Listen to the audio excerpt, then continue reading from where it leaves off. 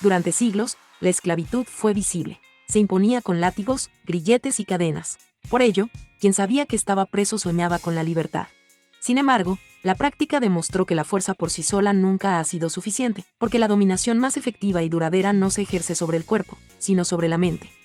En consecuencia, el verdadero campo de batalla no se encuentra en el mundo físico, sino en el territorio de la conciencia. La conciencia es el campo de batalla. Las ideas, las armas. La verdad y la mentira, las banderas de cada facción. Bajo esta perspectiva, el verdadero protagonista será el relato. De este modo, una de las primeras medidas que cualquier grupo con ansias de poder y control adoptará será la construcción de un relato. No un relato cualquiera, sino uno cuidadosamente diseñado para explicar el pasado, justificar el presente y orientar el futuro. ¿Cómo se construye ese relato? Se construye seleccionando hechos, resaltando unos, ocultando otros y repitiendo determinadas ideas hasta que dejan de parecer opiniones y comienzan a percibirse como verdades evidentes. En una palabra, propaganda.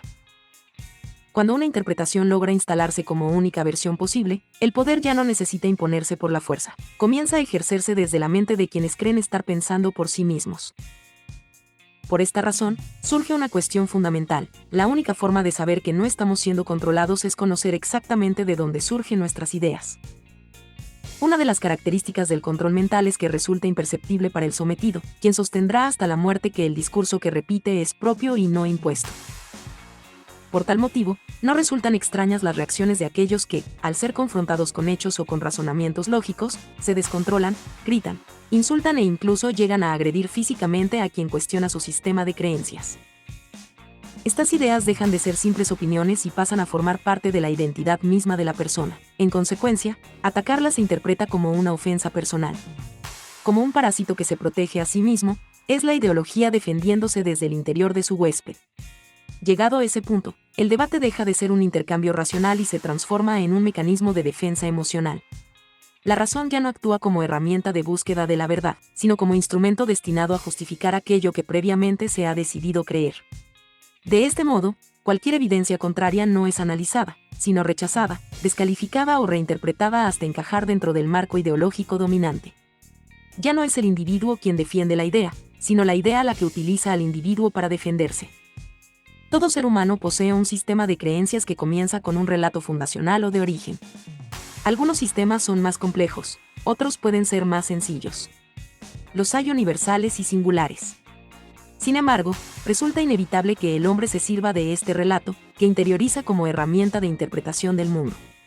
Algunos se construyen desde una base científica, otros, desde una perspectiva filosófica, y otros, desde una raíz espiritual. Como señala Paul Ricoeur, la identidad humana se construye narrativamente, es decir, a través de relatos que organizan la experiencia, estructuran la memoria y permiten comprender el mundo y a uno mismo. Por esta razón, tan importante como construir un relato propio es derribar el relato del otro. Esta constituye la primera barrera defensiva, el relato ya establecido. En consecuencia, el relato más atacado suele ser aquel que ocupa el lugar fundacional, aquel que explica el origen del mundo y del hombre. Una vez debilitado el relato de origen, resulta mucho más sencillo hacer caer todo el sistema de ideas que se construye a partir de él. De esta manera, podemos entender por qué, en Occidente, el relato de la caída del hombre se ha convertido en uno de los más atacados de las escrituras, no solo mediante cuestionamientos desde una perspectiva científica, sino también a través de reinterpretaciones espirituales que buscan modificar el sentido original de los hechos narrados. Para los autollamados despiertos, la serpiente, identificada con Satanás, es presentada como el verdadero liberador, aquel que invita a Eva y a Adán a comer del fruto prohibido para acceder al conocimiento del bien y del mal y hacerse como Dios. Y contado así, podría decirse que es cierto que comer del fruto prohibido les abrió los ojos, tal como afirma el propio texto. Sin embargo, esta forma de narrarlo omite partes fundamentales del relato, seleccionando solo aquello que favorece una determinada interpretación, con la intención de convertir a Dios en el villano de la historia. Se omite, por ejemplo, la existencia del árbol de la vida, ubicado en el centro del jardín y que no estaba vetado al hombre. Asimismo, se omite que el conocimiento adquirido no convirtió al hombre en Dios ni lo elevó a una condición divina, sino que lo expuso a una nueva realidad marcada por la mortalidad y la separación. De este modo, la narrativa presentada por estas reinterpretaciones invierte los roles del relato original, presentando como salvador a aquel que, en los hechos, condujo al hombre a quedar excluido de la presencia de Dios, del jardín y alejado del árbol de la vida, fuente de vida eterna. Lo que más impresiona de este relato, que tiene al menos 3.500 años, es que en él aparece una táctica que sigue vigente hasta nuestros días: sembrar la duda sobre lo conocido y lo establecido, no siempre con intenciones sinceras, sino como un medio para transformar la percepción de la realidad. El diálogo entre la serpiente y Eva no comienza con una negación abierta, sino con una pregunta cuidadosamente formulada. ¿Con qué Dios os ha dicho, no comáis de todo árbol del huerto? Se trata de una pregunta que introduce sospecha mediante una leve distorsión del mandato original. De manera semejante, esa misma estructura retórica puede observarse en ciertos discursos radicalizados contemporáneos que, partiendo de problemas reales, introducen reinterpretaciones destinadas a redefinir el orden moral previo y presentar como opresión aquello que antes era entendido como límite o norma. En este punto, cobra especial relevancia el concepto del hombre masa, desarrollado por José Ortega y Gasset en La rebelión de las masas, ya que permite comprender por qué resulta cada vez más fácil que esas dudas conduzcan a la ruptura con los viejos paradigmas. Esto explica también cómo nuevas ideologías logran difundirse con rapidez y sustituir antiguos sistemas de creencias. El hombre masa, paisanaje típico de nuestro tiempo, no se refiere a un individuo particular, sino a un tipo humano que adopta ideas sin examinarlas críticamente, repitiendo discursos dominantes sin detenerse a considerar sus consecuencias.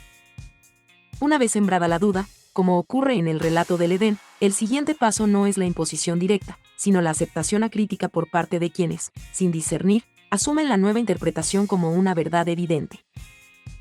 Una dinámica semejante puede observarse en ciertas corrientes contemporáneas que han reinterpretado instituciones como la maternidad, el cuidado del hogar y la familia, presentándolas no como vínculos naturales o relacionales, sino como mecanismos de opresión estructural.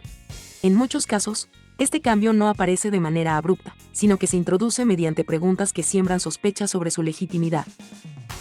Preguntas que invitan a cuestionar aquello que, durante generaciones, fue considerado valioso y esencial. Gradualmente, aquello que antes era entendido como fuente de vida, vínculo y transmisión cultural comienza a ser reinterpretado como símbolo de sometimiento. Así, del mismo modo que en el relato del Edén la duda precede a la ruptura, en estos discursos la sospecha precede a la transformación del significado de realidades fundamentales. El fenómeno se amplifica a través del hombre masa, que reproduce la sospecha sin analizar sus fundamentos. Como vimos, las palabras constituyen el elemento fundamental, ya que conforman los discursos y permiten mostrar u omitir información con el propósito de modificar la concepción de la realidad del interlocutor. En este proceso, la duda se convierte en la estrategia predilecta para sembrar sospechas sobre el orden establecido.